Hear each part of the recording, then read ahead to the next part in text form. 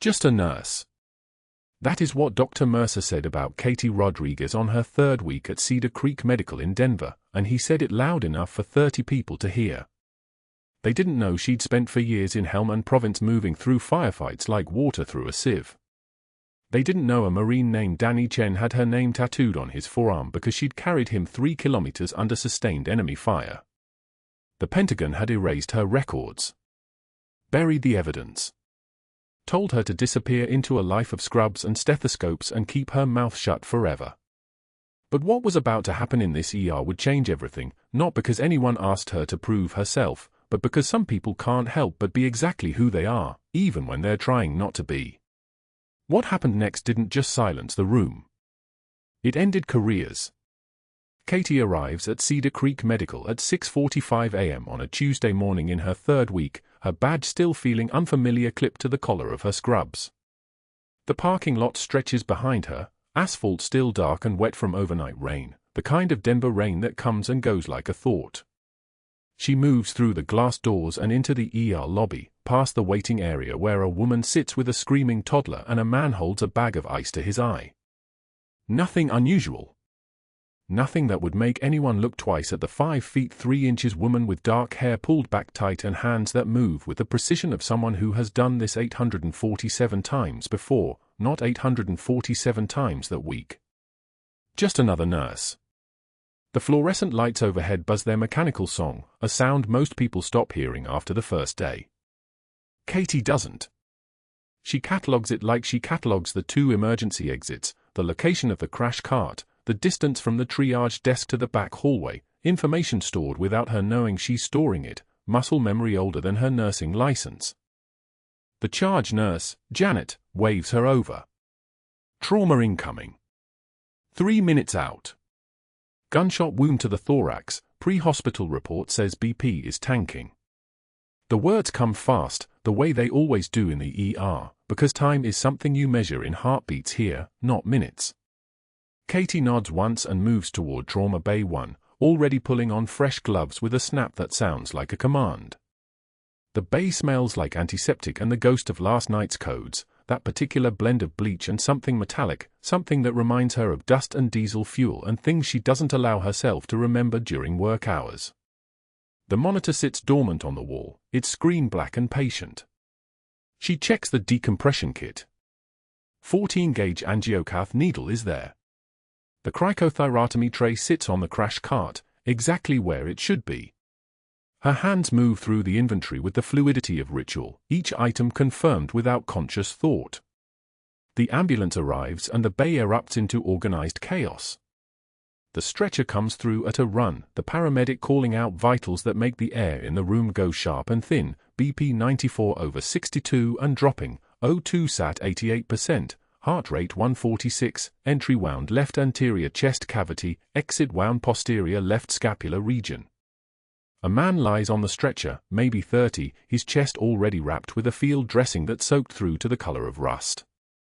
Dr. Sanderson, one of the residents, immediately moves to establish for access, his hands already shaking slightly. Katie watches for exactly 1 second, the time it takes to assess the situation, the way Sanderson's hands are trembling, the way nobody is moving toward the decompression kit, the way the patient's breathing has started to change into the shallow, desperate pattern of someone whose lungs are filling with air in places lungs should never have air. Tension pneumothorax. She's seen it twice before. Once in a classroom simulation. Once for real, in a FOB clinic in Helmand Province where they didn't have equipment and the patient died anyway, and she learned that day that some lessons cost lives to teach. Katie moves without being asked. She doesn't say, "I'll handle this," or "let me," or any of the words that draw attention. She simply steps into the space where the work needs to happen, her movements economical, her breathing unchanged. The decompression needle goes into her right hand like it belongs there. Second intercostal space. Midclavicular line. She doesn't think about the anatomical landmarks, her hands know the way feet know stairs. The needle slides through skin and muscle and the visceral resistance of the pleural space, and then there is that sound, the hiss of air escaping like a held breath finally released, and the room shifts. The monitor begins to steady. The patient's breathing deepens. O2 sat climbs, 75, 82, 88, holding stable. Sinus rhythm on the monitor now, regular and strong. One of the residents, a med student named Marcus, stares at her with his mouth slightly open, the way people stare at something that has just done the impossible in front of them. Dr. Sanderson stands frozen, his forkit still in his hands, his eyes moving between the patient and the woman who just saved his patient's life while he was still thinking about what to do. The bay settles into the steady rhythm of work. The bleeding has slowed. The chest tube can wait for surgery. This man is going to live, and it is because a woman in light blue scrubs with steady hands and an unreadable face knew exactly what needed to happen and made it happen. Katie steps back from the stretcher, strips off her gloves, and moves toward the supply station to document everything. Nobody asks her name. Nobody thanks her. Nobody says anything at all, actually, which is exactly how she prefers it. Being invisible is a skill she has developed over decades, though only the last 3 months have been spent in this hospital.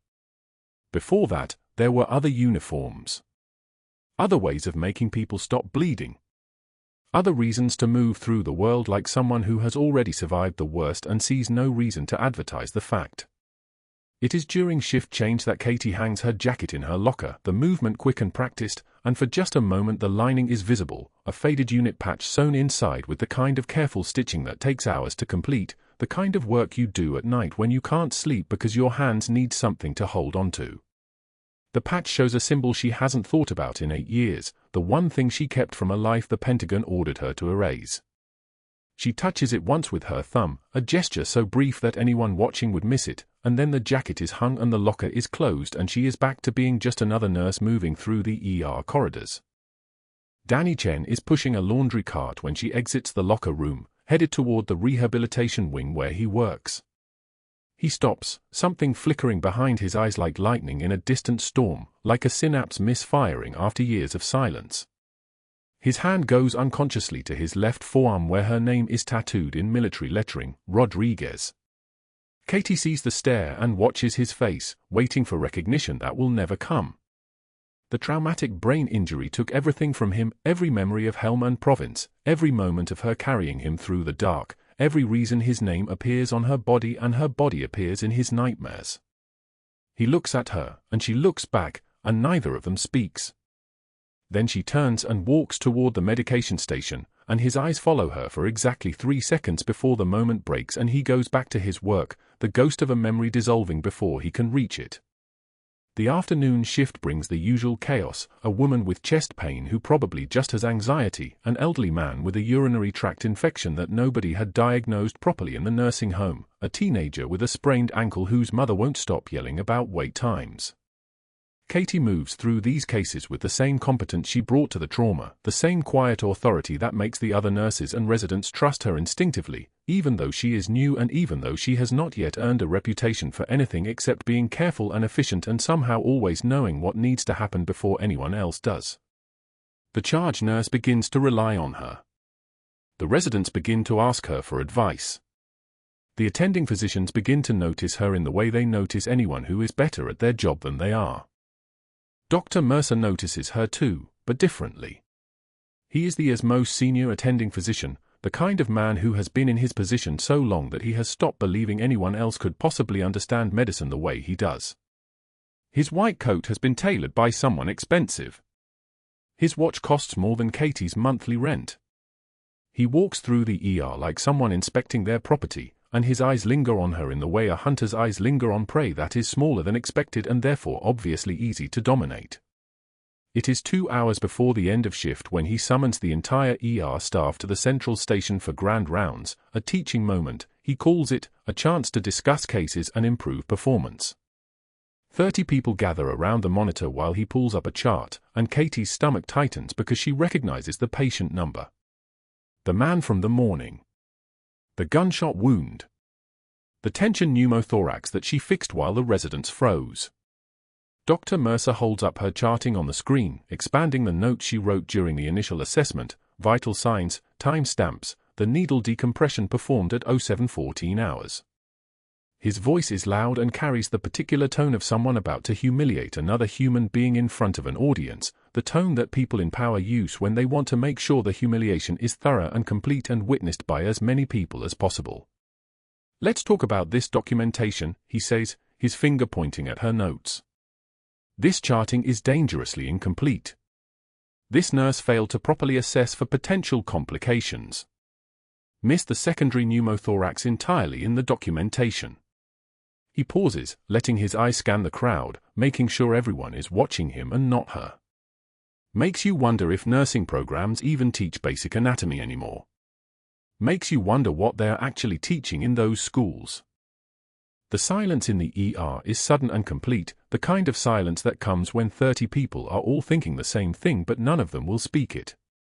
Katie stands motionless next to the supply cart, her jaw tight, her eyes moving to the patient's chart where her needle decompression, the action that saved his life, is right there in the documentation they are currently looking at.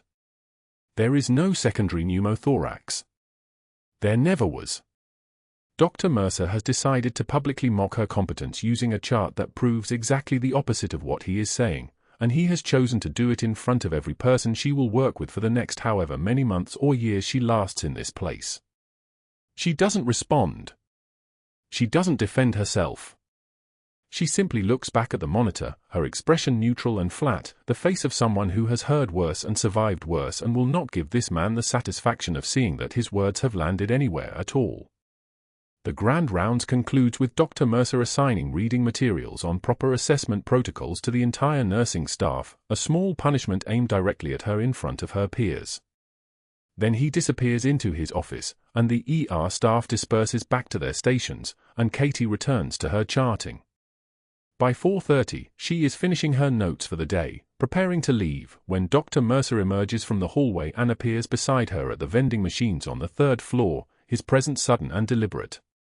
The machines hum their low electronic song, filling the small alcove with the sound of cooling units and nothing else. He is alone with her. That was not an accident. His voice is lower now, more confidential, the tone people use when they are about to say something they want to pretend is just friendly advice rather than a threat. "You know, I've been doing this for 27 years, he begins, his shoulder leaning against the machine in a posture of casual dominance. "I've seen a lot of nurses come and go. Some of them, they get the idea that they're doctors. That they can make medical decisions without proper training. That usually doesn't end well."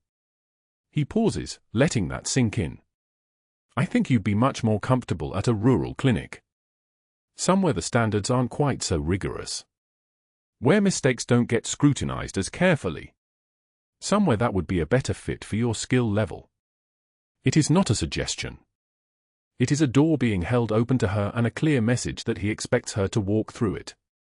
That he will make her job here unbearable until she does. That her presence is an affront to his authority and her competence is a challenge to his ego, and the only solution is for her to disappear. Katie listens to this entire monologue without moving, without flinching, without even changing the rhythm of her breathing. Her jaw tightens just slightly, a muscle flexing in her cheek, a moment of restraint that takes more effort than any of the emergency procedures she performed today. When he finishes, when he has delivered his entire statement and is clearly waiting for her response, for gratitude, perhaps, or acceptance, or at least acknowledgement of his dominance, she turns to look at him directly. Her eyes are flat and very cold. "Your third wife left because you made her feel exactly this small, didn't she?" The words come out with no inflection, no anger, just a simple statement of fact delivered in the tone someone might use to describe the weather. Then she turns away from him and walks toward the elevators, leaving him standing alone beside the vending machine, his mouth open, his hand still resting on the machine's edge like he has forgotten how to move it. She doesn't look back.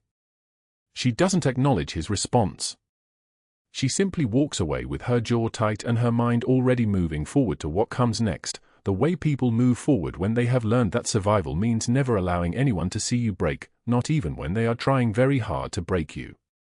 The elevator doors close behind her and carry her down to the parking lot, and Dr. Mercer stands alone in that small alcove, his face red, his breathing hard, his mind already racing toward calculations about how to make this nurse regret the day she ever stepped into his hospital.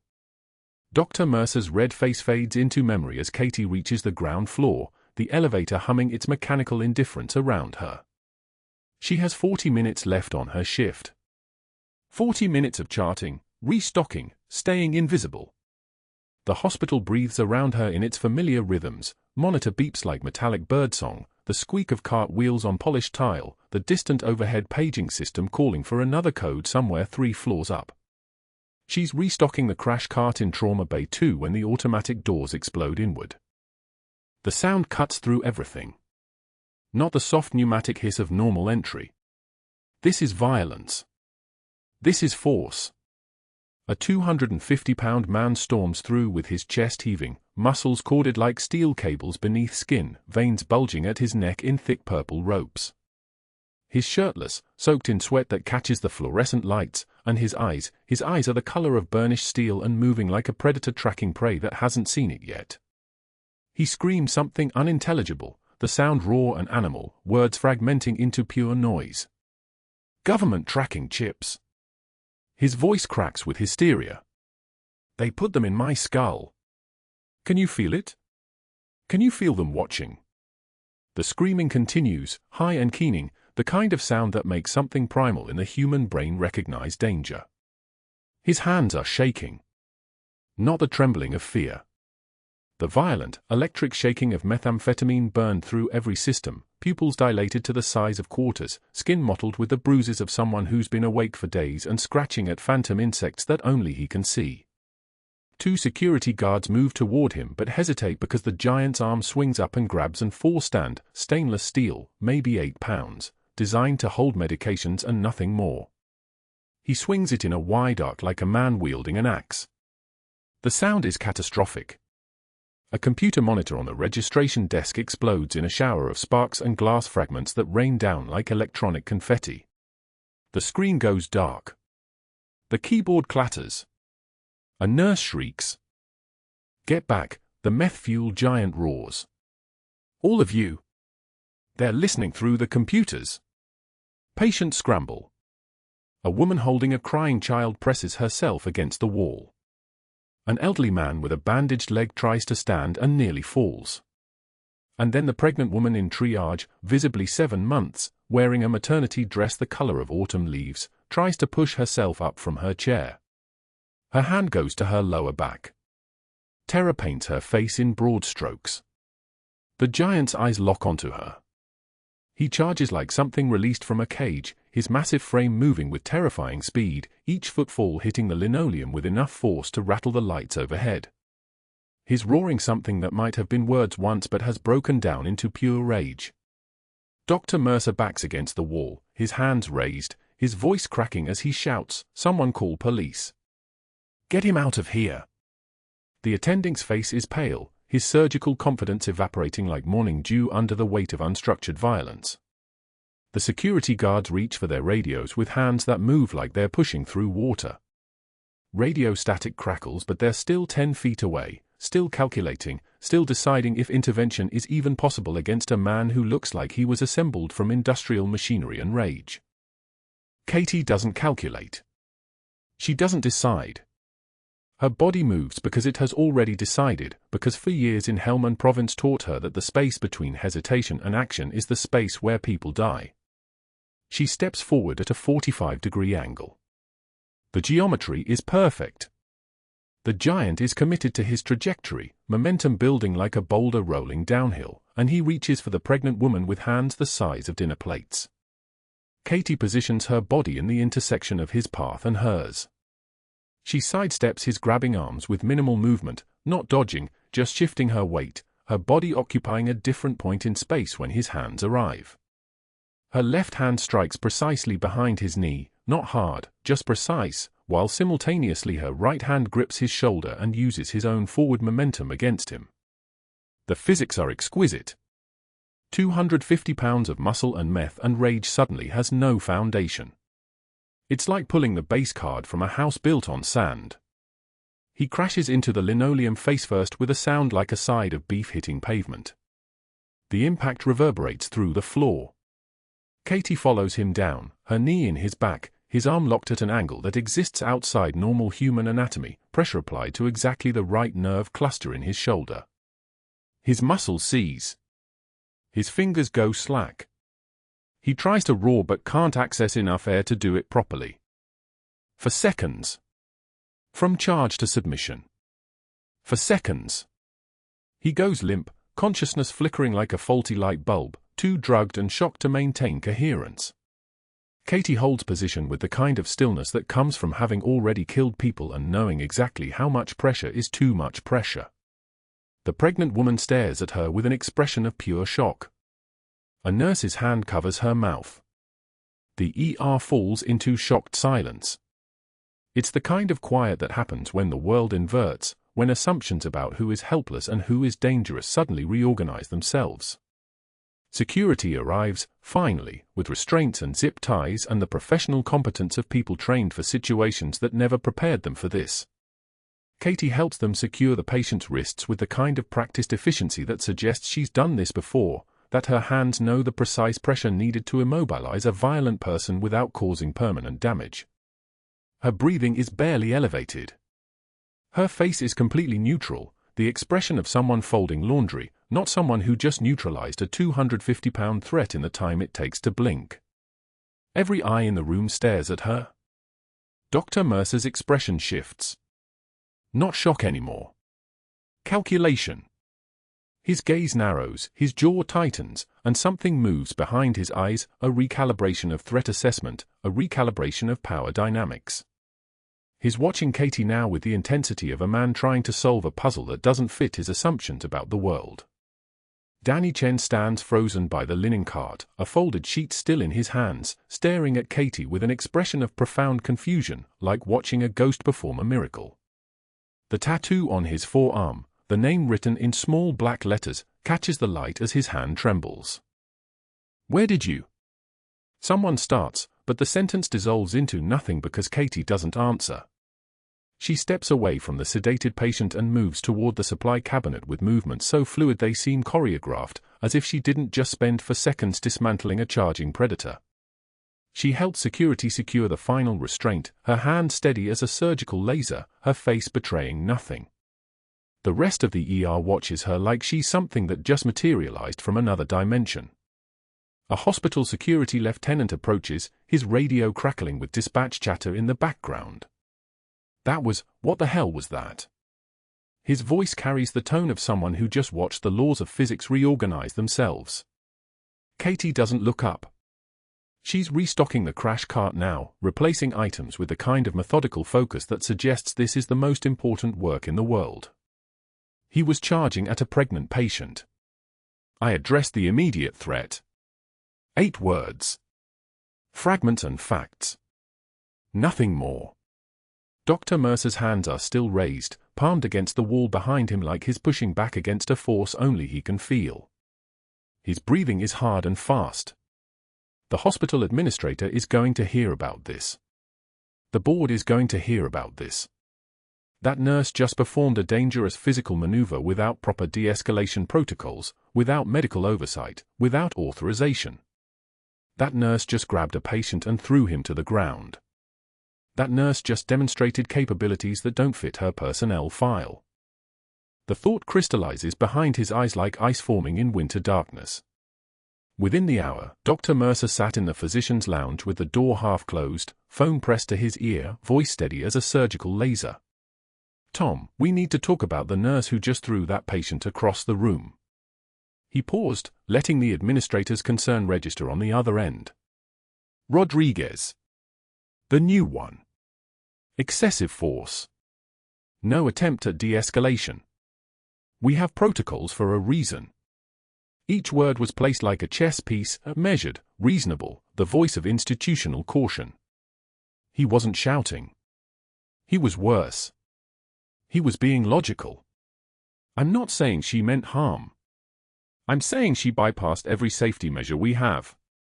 What's to stop her from doing that again? What happens when a family decides to sue? What happens when the board finds out we knew and did nothing?" The silence on the phone was agreement. Mercer could taste it. He closed his eyes and continued, his tone shifting imperceptibly toward something like reluctance. "I've already spoken with HR. There's a process. We document, we investigate, we protect the hospital and the staff. It's not personal, Tom. It's just procedure." The lie tasted like copper. Everything was personal. Everything was calculated. He ended the call and sat in the humming fluorescent silence, already mapping the next 4 moves like a chess grandmaster who had played this game 1,000 times before. By end of shift, Sarah Chen and Miguel Vasquez, the 2 nurses who had been standing nearest when Katie moved, who had seen the economical precision of the takedown, who could testify to the exact sequence of movements, received their reassignments. Sarah got an email at 4:41 p.m., transferred to the pediatric ward, effective immediately. Miguel's notice came by text from scheduling at 5:14 p.m., ICU nights, starting tomorrow. No explanation. Just logistics. Both nurses tried to push back, but the reasoning was airtight: staffing needs, better fit for your experience level, we think you'll thrive in the new environment. Mercer had wrapped the trap in language that sounded almost kind. Katie didn't hear about the reassignments until 7 p.m. when she ran into Sarah grabbing her things from her locker. Sarah's face was flushed, her eyes bright with something between anger and confusion. "I don't understand it," Sarah said, shoving her stethoscope into her bag with more force than necessary. "I requested pediatrics months ago and they said no. Now suddenly it's urgent." Katie said nothing, but she already knew.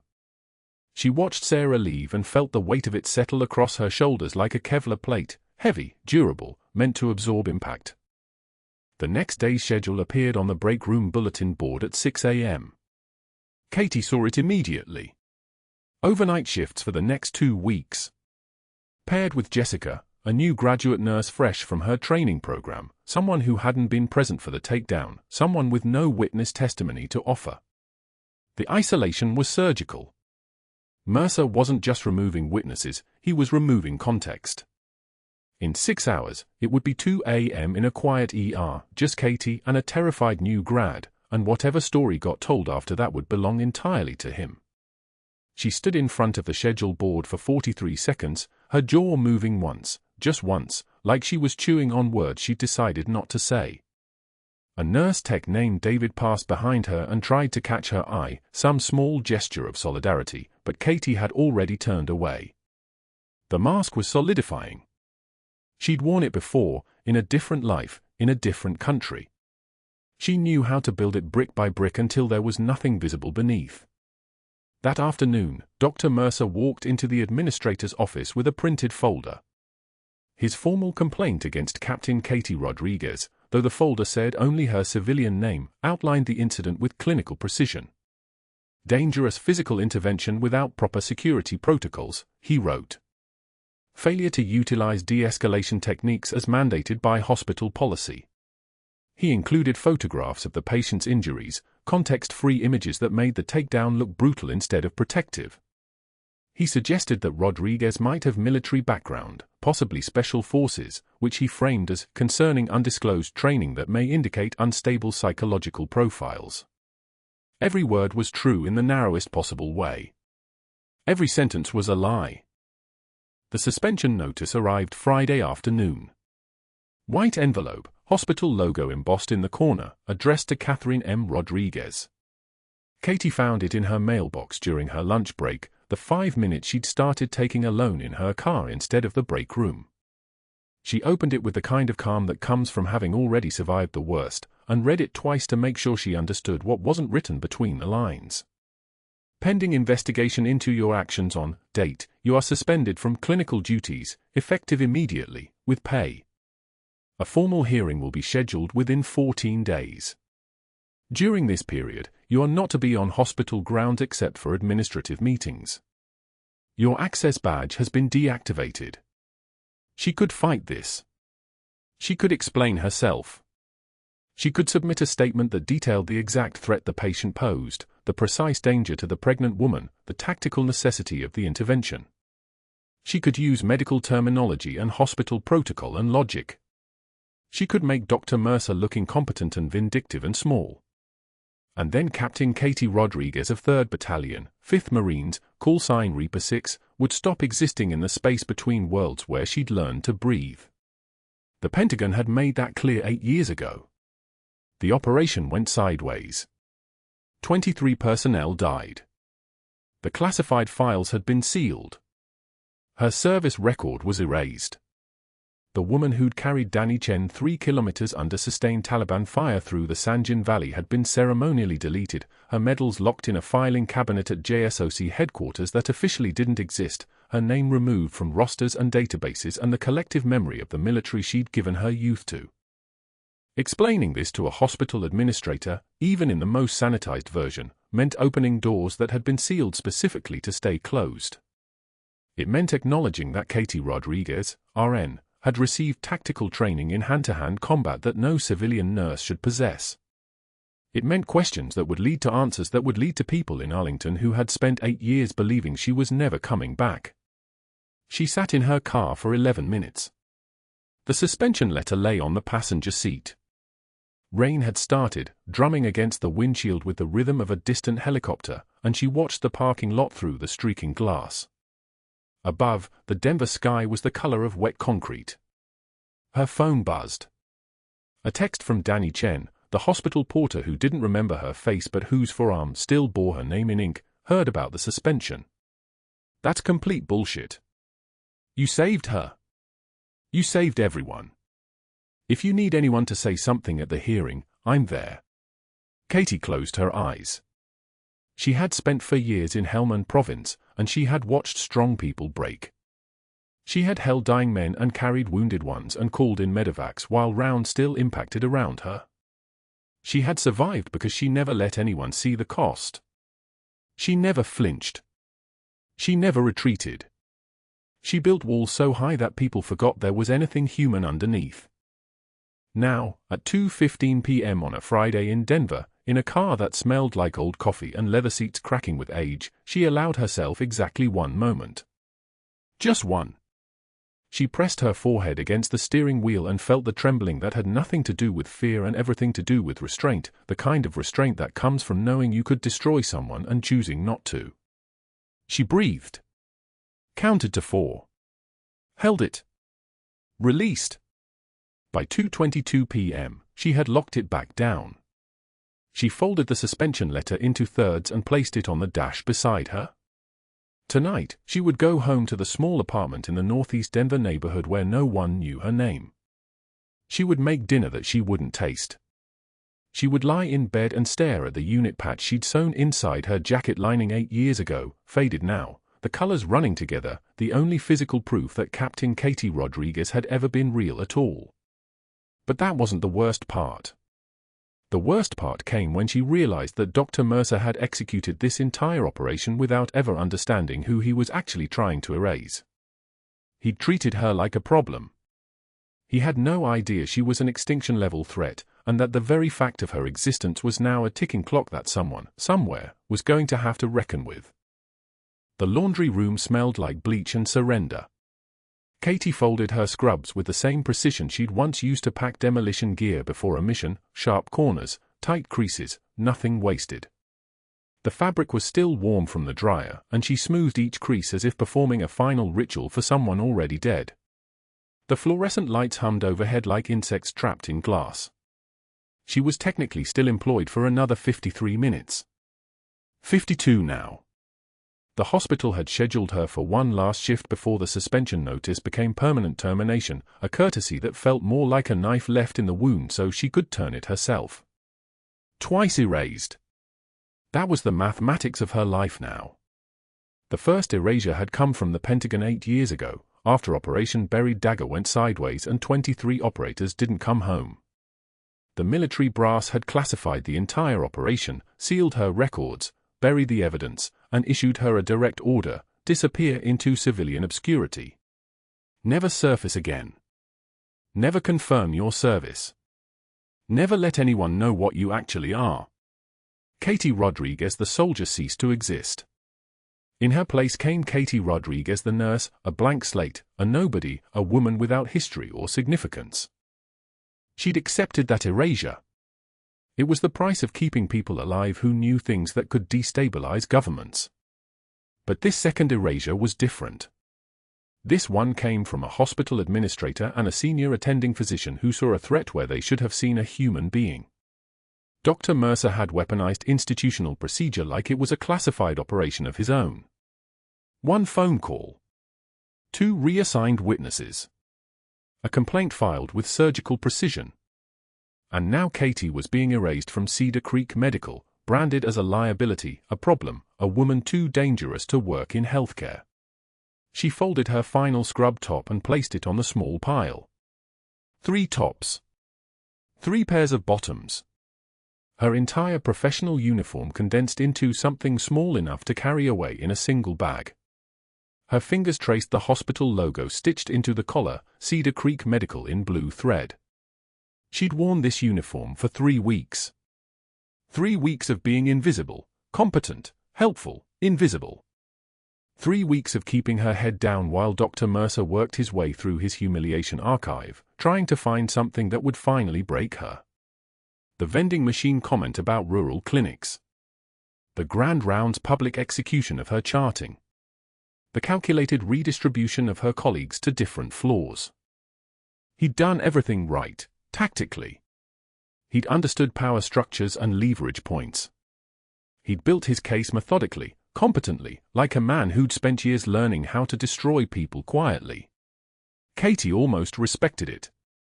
What he didn't understand was that some people couldn't be broken because they'd already survived worse than anything an ER attending physician could engineer. But that understanding didn't matter anymore. Because Katie couldn't defend herself. She couldn't explain the combat medicine she'd used. She couldn't justify why a nurse knew precisely where to strike behind a man's knee to compromise his balance, why her hands moved with the muscle memory of someone who'd trained to neutralize threats. She couldn't reveal that her records didn't officially exist, that the Pentagon had erased her so completely that even the military's own databases had been scrubbed clean. A defense would require admission. Admission would require visibility. Visibility would shatter the careful anonymity she'd been ordered to maintain. So Katie had chosen silence. The same silence the military had chosen for her 8 years ago. The overhead speakers crackled. Trauma alert. GSW patient incoming. Police escort. ETA 2 minutes. She froze, her hand still resting on the folded scrubs. GSW. Gunshot wound. Her department. Still, technically, for 52 more minutes. Katie set down the scrubs and walked. The ER was already moving when she arrived. Organized chaos, controlled violence, the kind of controlled violence that made sense to her. Paramedics were positioning the gurney. Federal agents flanked the trauma bay entrance like chess pieces protecting a king. Police officers stood at the perimeter, hands on weapons, faces hard with the focus of people who'd just been in combat. The patient was a Middle Eastern male, late 40s, gunshot wound to the abdomen, entry wound clean, exit wound catastrophic. Federal raid, she heard someone say. Active shooter scenario. Suspect apprehended. Now he was their problem. Dr. Mercer was already in Trauma Bay 1, barking orders like a man conducting an orchestra. Get me 14-gauge angiocath, push 2 units ONEG, call surgery, we're going to need the OR. His voice had the sharp, confident edge of someone who knew exactly what he was doing and knew exactly that he was in control. Then he turned. His eyes found Katie moving toward the bay, and his entire face darkened like a light switch flipped. You're suspended. Leave. Now. Katie didn't break stride. She'd treated suspended status the same way she'd treated military court-martials, as an administrative inconvenience that couldn't compete with triage protocol. I'm still on duty. I can assist with security. Dr. Mercer physically positioned himself between Katie and the patient. His body language had changed, no longer the controlled ER physician, now a man defending territory. You're done here. But the patient was seizing. The transition to the trauma table went sideways, paramedics adjusting their grip, Katie seeing the problem before anyone else did, not enough hands, pressure on the exit wound compromising the ability to assess internal bleeding. She moved without thinking, muscle memory erasing thought. Her hand was on the patient's shoulder, stabilizing him, redirecting his seizing movement away from the fall line. And the patient's eyes opened. They found hers. Absolute, terrible recognition flooded his features like someone had opened a dam. He whispered. The words came from somewhere deep in his chest, in Pashto, the language of Helmand province, the language of ghosts. Shaitan. The devil woman of Helmand. Every federal agent in the room turned. Every head swiveled. The word hung in the air like a siren going off. Dr. Mercer's eyes went wide. What did he say? You know this terrorist. Katie didn't move. Didn't blink. Didn't explain. Didn't defend. The composure that had sustained her through 8 years of erasure held firm, her face a mask of professional neutrality, but her mind was moving fast, calculating, understanding in one terrible moment that the second erasure was ending. The secret the Pentagon had paid for with blood and silence was walking out into the open. In the corner of the trauma bay, Danny Chen stopped moving. Danny Chen, the hospital porter, the man whose forearm carried her name in blue tattoo ink, whose mind had been shattered by a traumatic brain injury so severe that nothing before it existed anymore. Something in the Pashto words, something in the way Katie went absolutely still, something in the terrible recognition on the patient's face, it triggered something. A cascade. Like dominoes falling in slow motion. His hand went to his sleeve. He pulled out his phone with trembling fingers and dialed a number he'd called 100 times in the first year after his injury, before the memories stopped coming back, before he accepted that entire years of his life had been classified deleted. He dialed his old unit commander. The phone rang once. Twice. Then a voice, Charlie 1, speak. Danny's voice came out barely above a whisper. Sir, it's Chen. Danny Chen. I need to know about someone.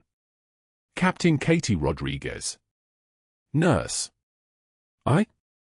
He stopped, his mind struggling to articulate something his body remembered even if his conscious mind didn't. I need to know if she's real. Silence on the line. Complete, absolute silence. Then, where are you? Cedar Creek Medical. Denver. Danny. The commander's voice changed. Something ancient and dangerous entered it. Don't let her leave. Katie turned away from the trauma bay, understanding now that every eye in the room was tracking her movement like she was prey that had finally revealed its predator teeth. Dr. Mercer looked confused, angry, triumphant. He'd found something he could use, some hidden thing that confirmed his suspicions about her.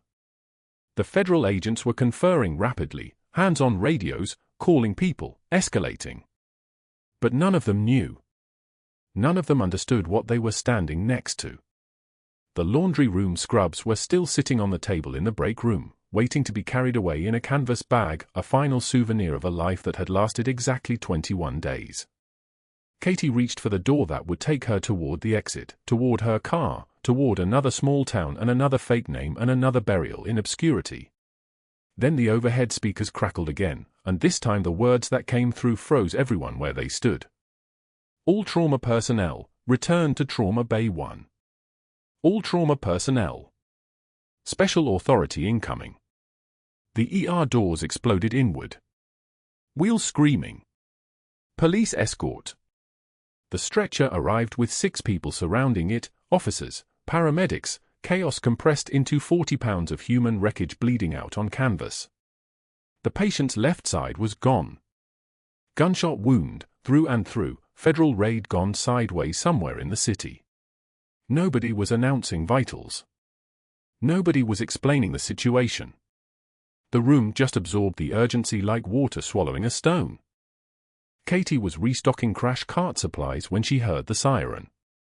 Her hands didn't stop moving.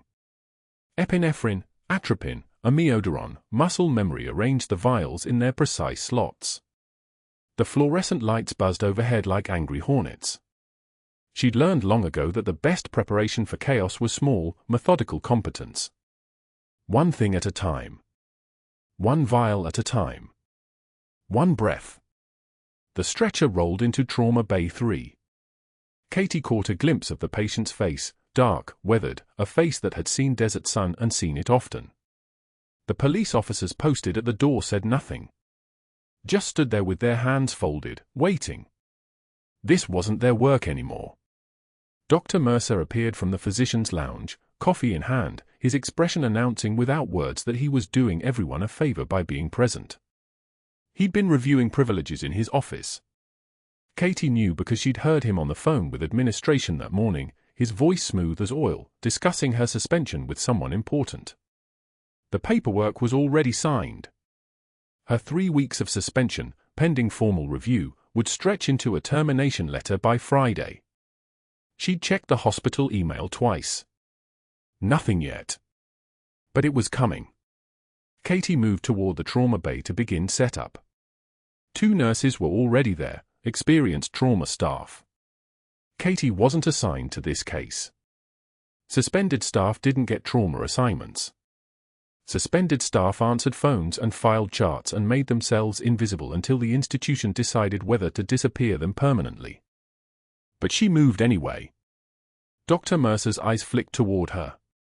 Just a glance. Just recognition that something was wrong with her proximity to his space. He didn't say anything. Not yet. The patient required his attention. The wound required his competence. For the next 6 minutes, even Dr. Mercer had to focus on something besides his own agenda. The patient's eyes were closed. Chest rising and falling in that shallow, desperate rhythm that meant he was drowning from the inside, blood filling the space where air should be. Katie recognized the signs.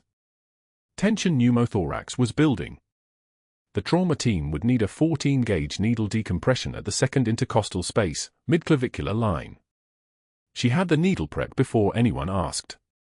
And then the patient's eyes opened. His gaze moved across the ceiling, across the lights, across the masked faces leaning down. And then he saw Katie. Everything changed. The world compressed to 2 points, his eyes and her face. His lips moved. The sound that came out was Pashto, a language like gravel and wind, sharp with urgency. Shaitan, he whispered. The word hung in the bay like a physical thing. Then, quieter, devil woman. Helmand. The trauma team kept working. Dr. Mercer kept issuing orders. Nobody understood what he'd said. Nobody but Katie understood that this man, this wounded, broken man bleeding out on a stretcher, had seen her face before. Had seen it across gun sights. Had seen it moving through smoke and fire 8 years ago in a desert that was supposed to stay buried. Katie's expression didn't change. Her hands didn't shake. She placed the decompression needle where it needed to go and stepped back as the senior resident took over. The sinus rhythm stabilized. The blood pressure climbed. The immediate crisis resolved. And in that moment, Danny Chen, the hospital porter, the man who folded linens in the supply room and sometimes worked the overnight shifts, stopped moving in the corridor outside the trauma bay. He was holding clean sheets. His hands had frozen mid-fold, the white cotton falling like snow to the floor. His eyes were fixed on Katie's face. And something was shifting behind those eyes. Something old. Something buried. Fragments were slotting into place like a combination lock finally turning. He pulled out his phone with his right hand. His left arm bore a tattoo. A name. Katie Rodriguez. 8 years old.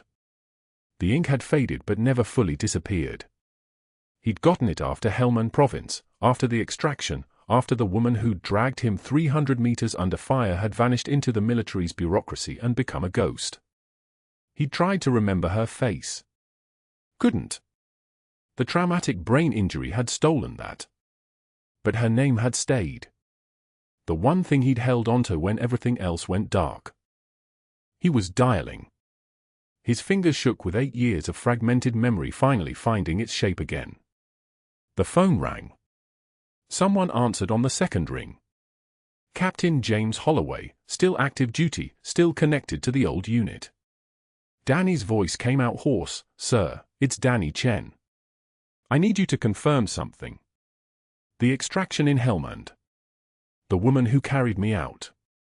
Her name was Katie. I need her full citation. I need it now." The line was quiet for 3 seconds. Then Holloway's voice came through, steady and formal, reading from something official, something that had been classified until 8 seconds ago. Captain Katie Rodriguez, for extraordinary valor during Operation Buried Dagger, personally eliminated 14 hostiles while extracting wounded personnel under sustained enemy fire. Acting as scout element for the extraction team, she maintained suppressive fire from a forward position for 2 hours while awaiting casevac. When the landing zone came under RPG attack, she manually repositioned the casualties to protective cover and held her position against 2 squad-sized assault elements until the Black Hawk arrived. Her actions directly prevented the loss of 4 American lives. He kept reading. More details. More certifications. The words came out in that military cadence that had no room for emotion. Just facts. Just valor. Just the precise architecture of what Captain Katie Rodriguez had actually done in that desert 8 years ago before the Pentagon had erased her and ordered her to disappear. Danny's voice cracked. "Put that on speaker. I'm sending the video. Everyone needs to hear this." In the ER corridor, staff members had started gathering. The code had been called. The trauma stabilized. And now something else was happening. Something that tasted like electricity and permanent change. Nurses were appearing from supply rooms. Residents were stepping into the hallway. Even the security guards had shifted their weight, sensing the tectonic shift in the room's atmosphere. And then the ICU doors opened. A 2-star general walked through. Brigadier General Sarah Mitchell, visiting a grandson in the cardiac care unit, now standing in the ER doorway in pressed dress blues. Her eyes found Katie's face in the trauma bay and she stopped moving. Just stopped. Recognition. The kind of recognition that comes from classified briefings and official honors and memories that were never supposed to surface publicly. She saluted. Her hand rose to her forehead, palm down, and held. The room went absolutely silent. Nobody moved. Nobody breathed. A 2-star general was saluting a nurse in Cedar Creek Medical's ER. Captain Rodriguez, her voice carried across the room like a command. Your service to this nation is known. Your sacrifice is recognized. You have earned the gratitude of everyone in this room. Dr. Mercer's head turned. His coffee cup was still in his hand. His face had gone a particular shade of pale that meant the ground beneath him was opening. The general continued, her voice steady and official, 2 silver stars. 1 purple heart. These medals were earned under fire, and they are yours to keep. Before your operational silence was mandated, you were the most decorated female Special Forces officer of your generation. That record stands. That honor stands. Your dismissal from Cedar Creek Medical is hereby. I'm sorry, Dr. Mercer's voice came out sharp. General, I appreciate the military service, but there are protocols. There are proper channels. Hospital policy requires. A woman stepped forward. Mid-50s, sharp suit, Pentagon credentials visible on her lanyard. She was holding a phone.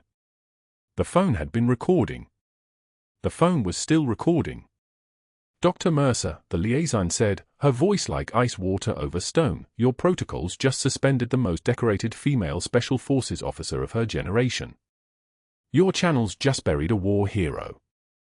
And call sign Reaper 6 has been cleared for full acknowledgement after 8 years of operational silence. This phone is recording.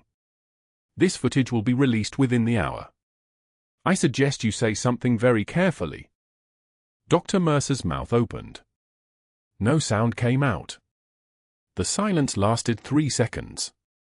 Then it broke like glass. Within the hour, the video was uploaded. By morning, it had 60,000 views. By noon, 200,000. By evening, it was everywhere. Military forums. Veteran networks. News outlets. The footage showed everything. Dr. Mercer during grand rounds, his voice dripping contempt, whether nursing programs even teach basic anatomy anymore. The vending machine confrontation, his suggestion that she'd be more comfortable at a rural clinic where standards are lower. The suspension notice. The systematic elimination of a woman who'd spent for years keeping people alive in the most hostile environment on Earth. And the comments came. Soldiers. Marines. Special Forces operators. Nurses. People who'd served alongside Katie or heard about her or simply recognized the particular cruelty of watching a hero be destroyed by institutional small-mindedness. The rage was professional and focused. The kind of rage that veterans carry very quietly until they have something to focus it on. Dr. Harold Chen saw the video that evening. Retired Army surgeon, Katie's former medical school mentor, the man who'd trained 3 generations of military physicians. He'd taught Dr. Mercer himself, 30 years ago, when Mercer was still young enough to learn humility. He'd failed. The failure had haunted him ever since. He wrote a letter. 700 words. It went to the Colorado State Medical Board. It went to the hospital administrator. It went to every colleague who'd ever respected his opinion. The letter was public within 6 hours. I taught Marcus Mercer the art of medicine. I taught him anatomy and pharmacology and the mechanics of keeping bodies alive. But I failed to teach him honor. I failed to teach him humility. I failed to teach him the most basic truth of our profession, that the person standing next to you, regardless of their credentials or their uniform or the letters behind their name, deserves your respect. What he did to Captain Rodriguez represents everything wrong with medicine. The arrogance. The cruelty. The small-minded tyranny of the insecure. I hereby disown him as my student and call for immediate review of his fitness to practice medicine. He is not worthy of the oath he swore. The medical board didn't wait. They opened a formal investigation that afternoon. Cedar Creek Medical placed Dr. Mercer on immediate administrative leave within 4 hours. His strategic moves began to unravel. Sarah and Miguel came forward about their suspicious reassignments. The schedule alterations were documented. Other nurses emerged from the woodwork with their own stories, subtle cruelties, strategic humiliations, the quiet destruction of anyone Dr. Mercer perceived as a threat to his dominance. His second ex-wife gave an interview to a local news outlet. Yes, he made her feel small. Yes, he made her feel worthless. Yes, she'd listened to him describe people who disagreed with him as incompetent, unworthy, beneath consideration. The same techniques. The same psychological architecture. Just targeted at a different victim. The board reviewed his file. They found a pattern. Complaints dismissed. Nurses silenced. A 30-year legacy of strategic cruelty hidden behind clinical competence and the assumption that authority meant righteousness. By week 2 of the investigation, they revoked his hospital privileges. By week 3, they voted to terminate his medical license pending formal review. Within a month, his career was gone. His colleagues wouldn't return his calls. His phone had stopped ringing. The prestigious practice he'd built over 3 decades had crumbled into dust, buried under the weight of his own documented cruelty toward a woman who represented everything he feared: competence without credentials, respect without status, quiet strength that didn't require his validation to exist. 6 months later, Katie walked past Denver Community College on her lunch break. The sunlight was sharp and clean, the kind of Denver light that made everything look like it was being filmed. She had a sandwich in a paper bag and her mind on the next shift. Through the classroom window, she saw him. Dr. Marcus Mercer, teaching CPR to board nursing students, earning minimum wage, his movements mechanical and empty of conviction. He was demonstrating chest compressions on a practice dummy, counting aloud in that flat voice that now belonged to no hospital, no institution, no hierarchy at all. Just a man. Teaching basics. Teaching what first-year students were supposed to master in their first week. He looked up. Their eyes met. Just for a moment. Just long enough for him to see her face and remember everything he'd done and understand, finally and completely, that she'd survived his destruction. That she'd been vindicated. That she'd walked out the other side while he was still falling. Katie's expression didn't change. No triumph. No pity. No emotional consequence whatsoever. Just that same flat, cold stare she'd given him in the grand rounds. She simply continued walking, didn't break stride, didn't slow down. Some people finally end up exactly where they belong. Back at Cedar Creek, Danny Chen had volunteered for every shift Katie worked. His memories were returning in fragments. The faded unit patch that had lived inside Katie's jacket lining now hung framed behind the nurse's station, displayed beside her captain's insignia in a small shadow box. A quiet reminder that respect isn't given by degrees alone. It's earned. It's witnessed. It's recognized by people who know the difference between credentials and character. The pregnant woman Katie had saved came by monthly. She'd had a daughter. She'd named her Catherine. The girl was learning to smile. Katie held her sometimes between patients, and the child reached for the insignia behind the glass as if it were a thing of light. The ER staff treated Katie differently now. Not with deference, but with recognition. With the specific respect you give to someone who's been tested in ways you'll never fully understand. But Katie remained the same. Quiet. Competent. Arriving early. Staying late. The uniform had changed, but the woman inside it had never wavered. During a particularly chaotic Friday night shift, a new resident tried to pull rank on her. Young. Confident. Fresh out of residency with letters after his name and no understanding of the architecture of true authority. He issued an order that contradicted what Katie knew the patient needed. Katie listened with that familiar cold stare. Let the silence stretch for 3 full seconds. Then she said simply, the quietest person in the room might be holding it all together. The resident looked around. Saw the knowing smiles on the faces of the veteran staff. Saw Danny Chen's slight nod from the corner. Saw the captain's insignia in the shadow box. He wisely shut his mouth and corrected his order. Katie returned to her charting, her hand steady as surgical steel, her presence exactly where it had always been meant to be. Not erased. Not hidden. But finally, impossibly, seen. If you've never been underestimated and later proven invaluable, you've missed one of life's most powerful lessons. Subscribe for more stories of hidden strength. Like and comment with your own stories of being underestimated, we read every single one. Thank you for watching.